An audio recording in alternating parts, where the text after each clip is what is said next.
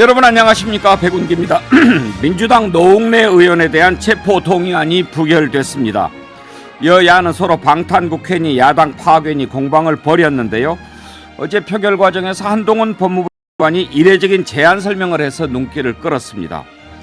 한 장관의 설명이 아니었다고 해도 민주당 의원들이 체포동의안에 반대했을 것 같긴 합니다만 민주당을 자극한 것은 분명해 보입니다. 그야말로 모든 것이 대결 국면입니다. 백운기의 시사 1번지 출발합니다.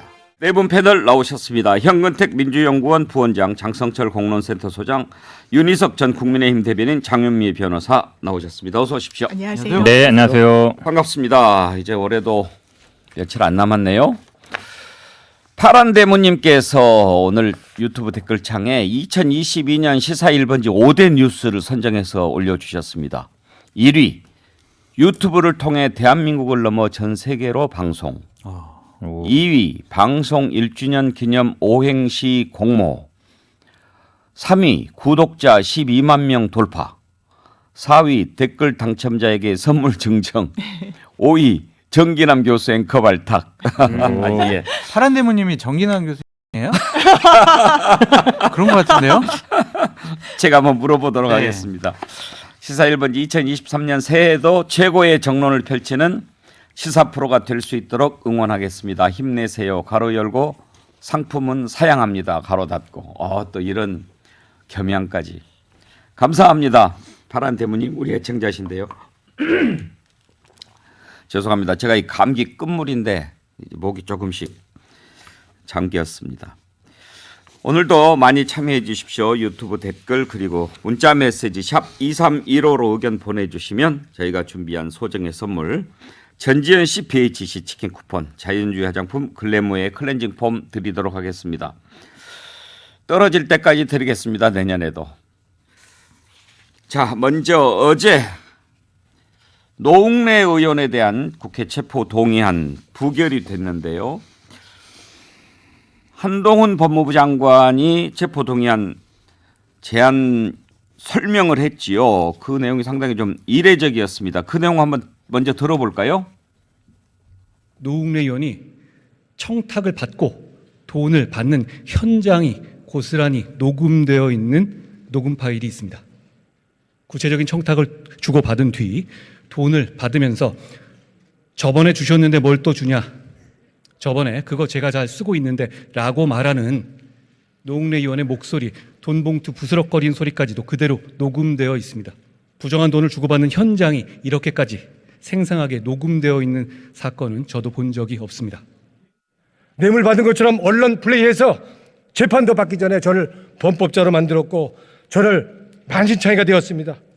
소환조사에서 그 같은 문자 내용도 녹취록도 전혀 듣지도 보지도 못했습니다. 한 번 조사조차 안 해놓고는 갑자기 체포동의안 표결을 앞두고 녹취록이 있다고 합니다. 이것은 제 방어권을 고의로 그리고 학질적으로 무력화시키는 것이고 녹취록이 진짜 존재하는 것인지 의심하지 않을 수 없습니다.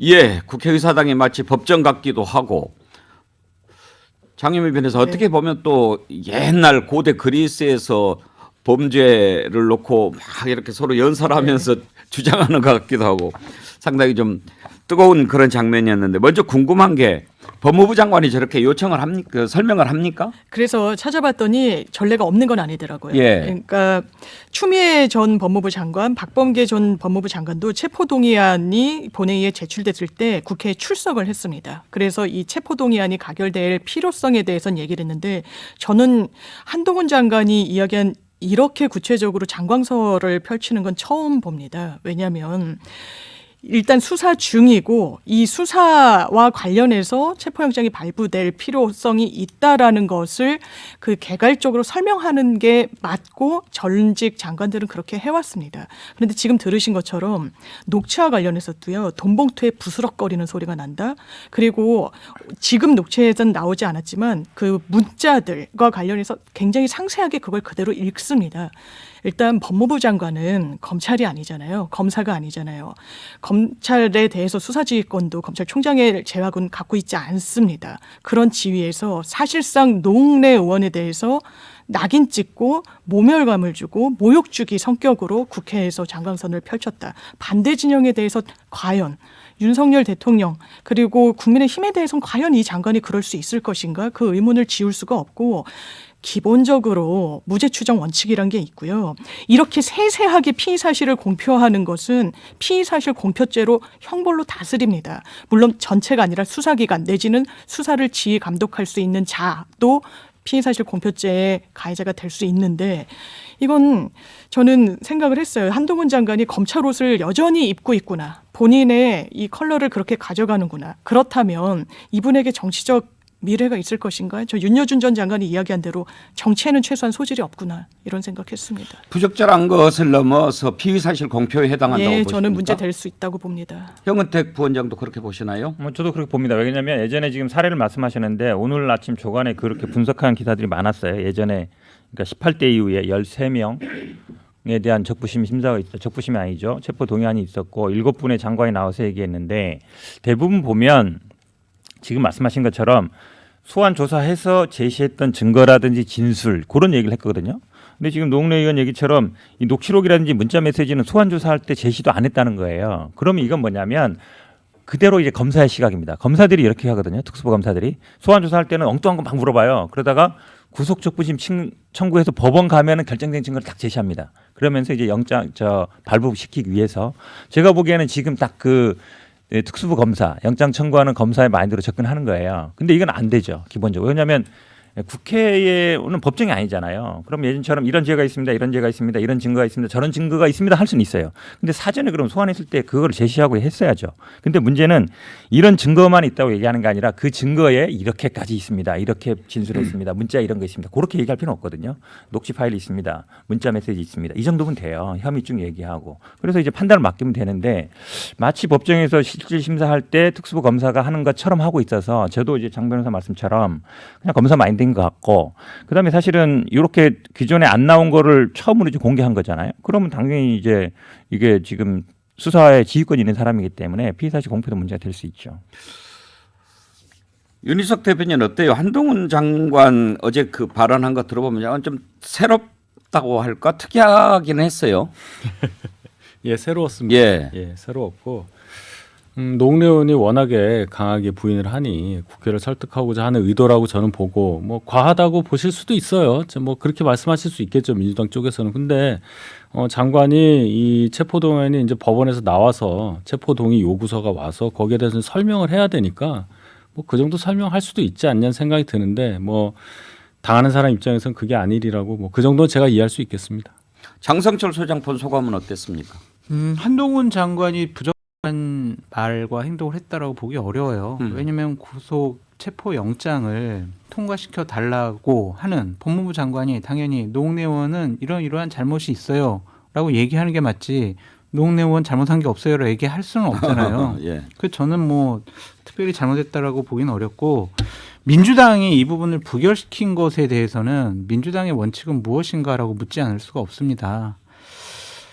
저번에 이상직 의원은 왜 그러면은 동의해 줬습니까? 정정순 의원은 왜 동의해 줬습니까? 정찬민 의원은 왜 동의해 줬습니까? 뭐가 다릅니까? 그러니까 이게 그냥 그때그때 달라요. 민주당이 지난번 대선 전에 그리고 지방선거 전에 저희 정치개혁하겠습니다. 저희 가지고 있는 특권 내려놓을게요. 뭐를? 불체포 특권 내려놓겠습니다라고 얘기를 했어요. 그런데 지금 안 내려놓잖아요. 지금 노웅래 의원이 민주화 운동을 하다가 체포당할 위기도 아니잖아요. 민주당을 위해서 뭔가 일하려고 하다가 체포당할 위기에 닥친 게 아니잖아요. 그냥 본인의 개인적인 정치자금법 비리 혐의 때문에 이런 일이 벌어지고 있잖아요. 이거를 왜 보호를 해줘요? 앞으로 민주당은요, 정치개혁, 기득권 타파 이런 얘기 할 수가 없어요. 그래서 저는 민주당의 원칙이 무엇인가 묻지 않을 수 없습니다. 그러면 왜 부결됐다고 생각하세요?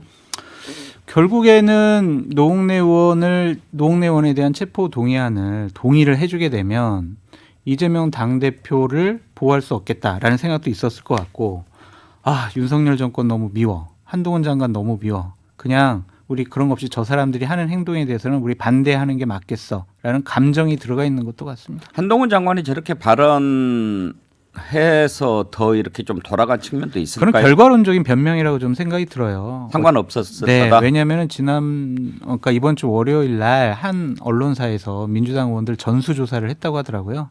근데 대략 70%가 이번에 부결시킬 거야라고 했고 30%는 고민 중이야 이렇게 얘기했다는 예. 거예요. 그러면 미리부터 부결시킬 생각과 판단을 갖고 있었다라고 볼 수밖에 아니 없습니다. 그렇게 말씀하시면 국민의힘에서도 그러면 찬성 당론을 정해가지고 다 의원들 당론하고는 참석하게 상관이 해서- 없죠. 아니죠. 그냥 국민의힘에서도 찬성 당론을 하지 않았잖아요. 그러니까 정의당은 그게 뭔 찬성 당론도 상관이에요. 아니죠.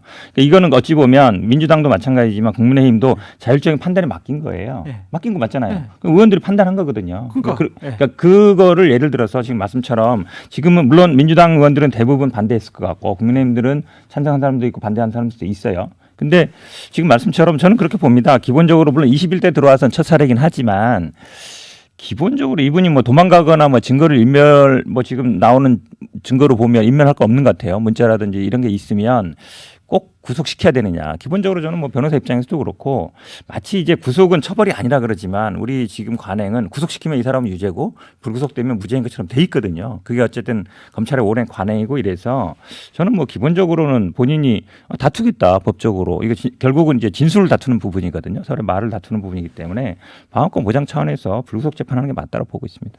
방금 말씀 중에 네. 국민의힘에서도 반대표가 나왔을 수도 있다 이렇게 얘기하셨는데 그랬을까요? 지금 재석 의원 271명인데 찬성 101, 반대 161, 기권 9이었거든요. 반대표가 169석, 민주당 의석수에 육박했는데 161표면 장성철 소장 보시기에 국민의힘에서도 반대표가 나왔을 가능성이 있을까요? 근데 현 변호사님 말씀이 일각 언론 분석에 의하면은 예. 야 이번에 노웅래 의원 체포동의안 부결시켜야 민주당에 대해서 국민들이 더 지탄을 할 거야. 자기네 사람들을 보호하려는 그런 나쁜 집단이야.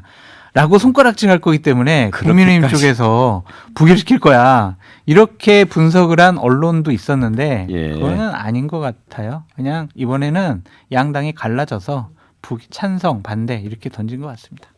그렇죠. 이게 299석이잖아요, 제적이. 근데 28명이 빠진 상태에서 한 재석이 아니고 거가- 제적이. 예, 예. 제적이. 그러면 뭐 국민의힘 115 아닙니까? 예. 그중에 101니까 뭐 한 10명씩 빠진 거 보고 하면 거의 뭐 당대 당으로 나온 걸로 저는 근데 봐요. 271명이 참석했으니까 출석했으니까 예. 뭐 불출석 의원들도 있고 그 숫자는 그러니까 제가 28이 안 했으니까 예. 그렇게 한 10명씩 안 들어왔다고 치면 국민의힘에서 찬성은 거의 다 나온 거다. 개인적으로 아주 가까운 뭐 인연이 있어서 반대할 수는 있어도 그런 정치적인 의도까지 갖고 국민의힘에서 반대했을 것 같지는 않아 보이는데요. 근데 앵커님 저는 이 정치인의 범죄 혐의에 대해서는 보다도 좀 엄격한 잣대가 필요하다라는 생각이 들어요. 왜냐하면 국회의원이라는 자리는 국민이 부여한 권한과 권력을 갖고 있잖아요.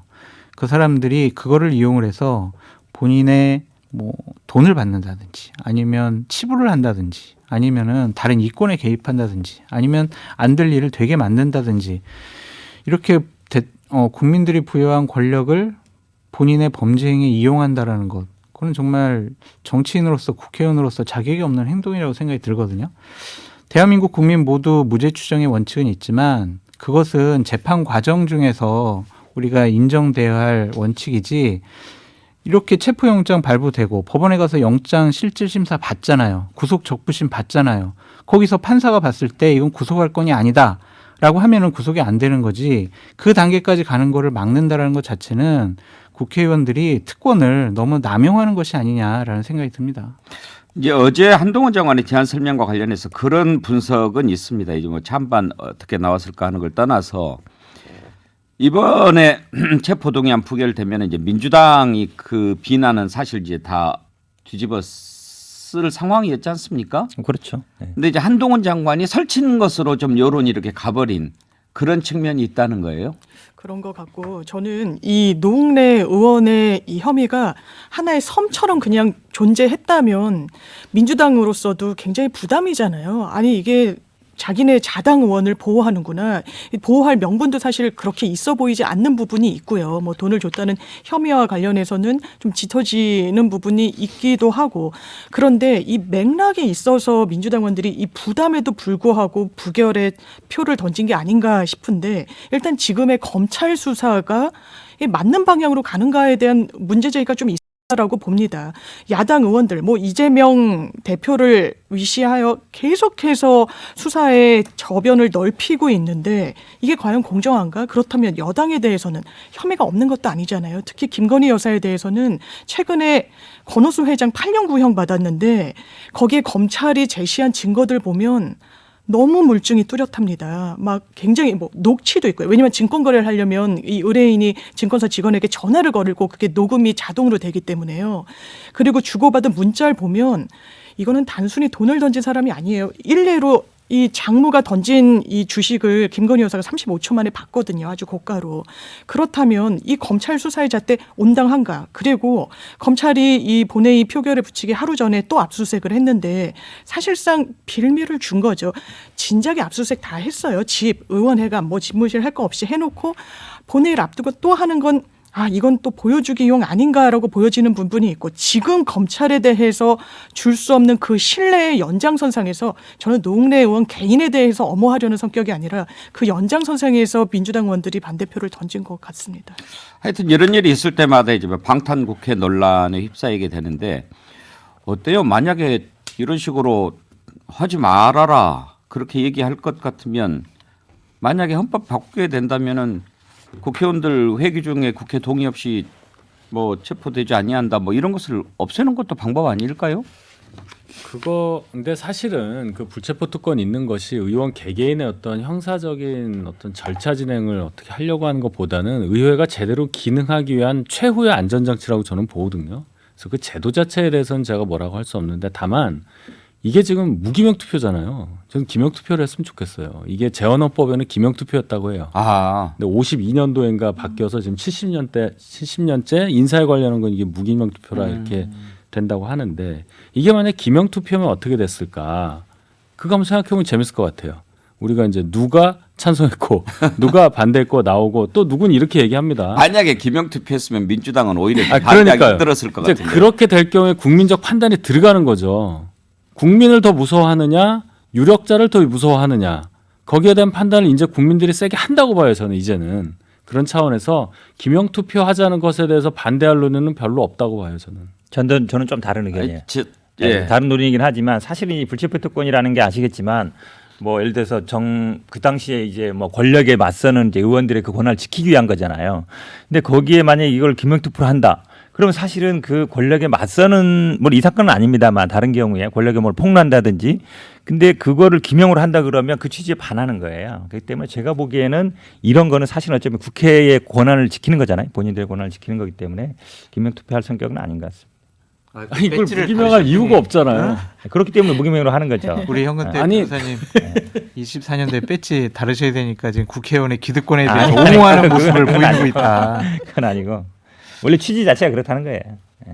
이제 이번에 노웅래 의원에 대한 체포동의안 부결과 관련해서 가장 이제 관심 모으는 대목은 바로 이제 이재명 민주당 대표 관련 부분 아니겠습니까? 그래서 진중권 전 교수 같은 경우에는 명방위 훈련 잘했다 뭐 그렇게까지 꼬집더라고요. 그러니까 민방위 훈련 뭐 빗대서 이재명 대표 방위 훈련 잘했다.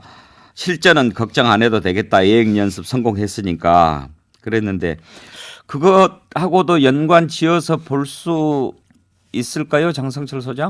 그렇게 보여져요. 왜냐하면 사법 리스크 한가운데 놓인 이재명 대표의 체포 동의안도 언제 날아올지도 모른다라는 생각을 민주당 의원들이 하고 있을 거 아니겠습니까? 그렇다면은 섣불리 찬성표를 던지게 되면 이거 우리 진영 자체가 민주당이 무너질 수가 있다. 이재명 당대표를 우리가 어떻게 체포 동의안을 부결시키지? 아니면 찬성하지? 여러 가지 정치적인 판단이 들어가 있을 수밖에 없어서 일단은 정치 탄압하는 윤석열 정권이 하는 행위에 대해서는 반대표를 던지자 그런 생각을 한 것 같습니다.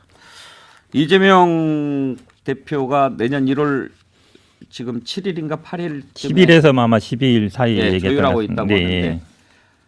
하는데 만약에 조사하고 나서 또 체포 동의안 상정하고 그런 과정으로 갈 수도 있는 거죠. 그렇죠. 지금 이제 검찰이나 주변에서 얘기하는 거 보면 뭐 저희들은 사실 예상은 이제 대장동에서 제일 먼저 하지 않겠냐 이렇게 봤는데 대장동 서울에 있고 수원에 이제 쌍방울 있고 성남에 이제 FC 있는데 오히려 성남에서 먼저 청구가 들어온 거잖아요. 성남은 이미 이제 FC 사건은 다 나왔지만 이제 수사는 다 끝난 겁니다. 이제 판단만 남은 거라서 한 걸로 보이는데 뭐 민주당 입장에서 이거를 예를 들어서 3번 청구했는데 3번 임시국회 열고 그렇게는 못 하겠죠. 당연히 국민 여론도 있어서 그 사이에 이제 고민을 할 것 같습니다. 근데 저는 아마 노웅래 의원에 대해서 그럼 회기가 끝났을 때 다시 청구할 건가? 그것도 제가 보기에 약간 검찰이 고민할 것 같아요. 그런 부분들. 그러니까 결국은 어떻게든지 구속시키려고 하는 게 목적인지 아니면 이거를 유죄 판결 받는 게 목적인지 있어서 노웅래 의원의 다시 청구 여부가 있을 것이고 또 뭐 일단 저는 뭐 FC 사건으로는 구속영장은 쉽지 않다고 보는데 왜냐하면 이게 약간 서로 논란이 되고 있거든요. 법적인 논란이 되고 있는데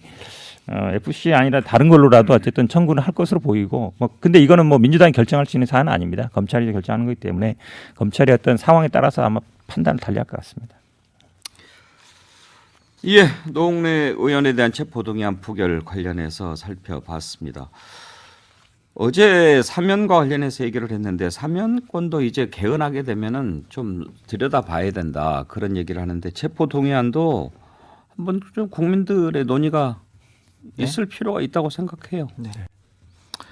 그러니까 비리 혐의에 대해서 이렇게 보호하는 게 맞느냐? 자기네들끼리, 자기네들 국회의원이고 아니면 우리 당 사람이니까 이것은 옳지 않은 것 같아요. 만약에 그러니까 예를 들면입니다. 그러니까 국민의힘의 전주혜 의원이 이런 6천만 원 어떤 뇌물로 아니면 정치자금법 위반으로 체포동의안이 상정이 됐어요.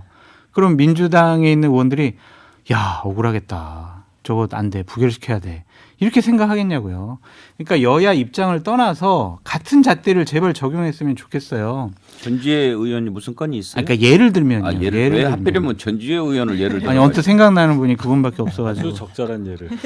그러니까 이제 그런 것들에 대해서는 좀 국회의원들이 스스로 자정 기능을 좀 가졌으면 좋겠다라는 생각이 듭니다. 아 근데 장성철 소장 국회 오래 계셨으니까 그 한번 물어보고 싶은데 우리나라 국회의원의 특권들이 몇 가지 있지 않습니까? 전 세계적으로 봤을 때 어느 정도 수준입니까? 아, 제가 우리나라 국회에만 있어가지고 전 세계 특권은 제가 잘 모르는데. 그거 좀 공부 좀 하고 그럴 필요가 있는 거 아닌가요?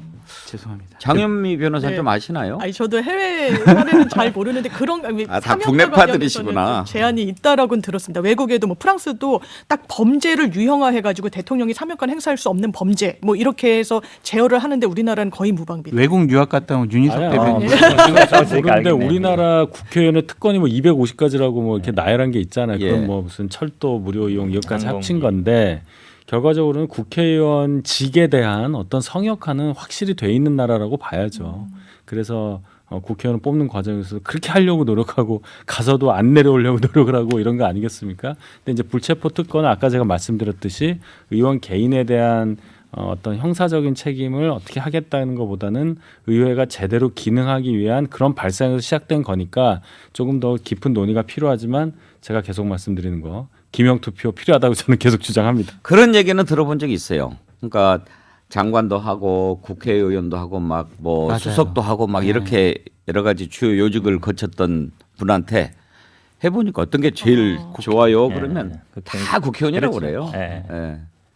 왜냐면 장관이나 수석은 책임질 일이 많잖아요. 또 뭐 국회 불려가서도 해야 되고 근데 일을 해야 되는 일을 다 하죠 국회의원도 일을 하는데 국회의원은 사실은 책임지는 영역은 정치적인 책임 유권자들한테 그밖에 없잖아요. 그러니까 뭐 발언을 하더라도 그렇고 대부분 아마 저도 뭐 그런 얘기 많이 들었어요. 다른 거 몰라도 보좌진은 좀 다른 나라에 비해서 많이 두는 것 그렇죠. 많이 같기는 둬요. 해요. 그러니까 공식적으로 9명을 예. 두고 있거든요. 그러니까 저는 그러니까 제 후배들이 지금 보좌진들이 많이 있어가지고 보좌진이 너무 많아요 그러면은 그들의 이제 아, 당연히 욕하죠. 그래서 아직은 부족하다. 급수도 올려줘라. 그러니까 4급부터 인턴까지 있는데 네. 나이가 60 먹어도 4급이에요. 그렇죠. 그 이상이 안 돼. 네, 그러니까 3급, 2급이 안 가거든요. 근데 또 이런 부분도 있죠. 25살 대학 갓 졸업한 사람도 국회의원이 마음에 들면 4급 보좌관을 바로 시킬 수 있죠. 그건 뭐 문제이긴 하겠지만 어쨌든 보좌관들이 늘어나니까 일들이 그냥 자동적으로 안 해도 될 일들이 늘어나는 거는 같아요. 그러니까 그거는 좀 문제가 있어 보인다라는 생각이 듭니다. 그렇게 많은 보좌관 2개 하고 여러 가지 특권 주는 것은 정말 국민 뜻 받들어서 잘 하라는 것 아니겠습니까? 맞아요. 그러니까 항상 그런 것을 좀 들여다보고 자기 자신을 비추어 보면서 국회의원들을 해야 될 텐데 이제 총선이 내후년 1년 한 3개월 정도 4개월 정도 남았는데 내년에 아마 선거가 없는 해지만 어느 때보다 좀 뜨거울 것 같아요. 그렇죠? 그렇죠. 각 당에서 결국은 공천 싸움이 굉장히 치열하고요. 이제 국회에서는 이제 정치권에서는 공천 싸움이 치열한데 밖에서는 뭐냐면 이제 정치 계획 얘기가 나온단 말이죠. 소선거구제 그대로 둘 거냐, 중대선거구 하자, 아니면 비례대표 늘리자 이게 선거 때마다 나오는 얘기인데 보통 1년 전부터 아주 크게 벌어집니다. 근데 사실 개인적으로는 이 소선거구제가 그냥 양당제를 너무 고착화시키는 것 같고 이 대결이 치열한 하나의 원인인 것 같은 생각이 들어요. 왜냐하면 일단은 한 명만 뽑기 때문에 엄청 치열할 수밖에 없고 또 그 의원들이 그 지역구에 매몰돼요. 자기 지역만 챙기거든요. 전체를 못 보고. 그러니까 언론에서는 막 뭐 쪽지 예산하지만 그분들은 가면 오히려 아유 언론에서 광고해줘서 고맙다. 오히려 내가 이렇게 예산 땄다고 오히려 홍보하거든요. 그러니까 그런 문제가 생겨서 이 선거구제 문제라든지 비례대표 문제가 조금 더 진전이 됐으면 좋겠다. 왜냐하면 선거 앞두고 막 얘기하다가 또 그때 가면 에이 이렇게 못하니까 그냥 이대로 그냥 갑시다 이렇게 되거든요. 그래서 이번에는 좀 달라졌으면 하는 기대감이 있습니다. 내년도 1분기까지는 국민의힘 전당대회가 아마 국민적인 관심을 이끌어낼 것 같은데 저는 당대표에 출마하려고 하는 분들이 우리 현 변호사님이 얘기했던 것처럼 정치 제도 권력 구조를 어떻게 개편을 하겠다라는 큰 담론도 좀 내세워서 본인의 생각과 판단을 국민들이나 당원이 알 수 있게 했으면 좋겠다. 저 윤석열 대통령 친하거든요. 저 윤핵관들이 저를 밀어줘요. 이것이 집권여당 전당대회 주요 화두가 되면 안 되잖아요. 그래서 보다 더 큰 담론을 던져라. 그렇게 말씀드리고 싶습니다. 내후년 총선이 가장 중요한 것은 정말 이번 총선에서 여야가 어떻게 의석을 차지하느냐에 따라서 윤석열 정권의 성패가 맞아요. 또 네. 좌우된다는 데 있는 거 아니겠습니까? 전하는 말씀 듣고 2부에서 이어갈 텐데요. 국회의원이 가장 부러운 이유 어떤 분이 댓글 주셨어요.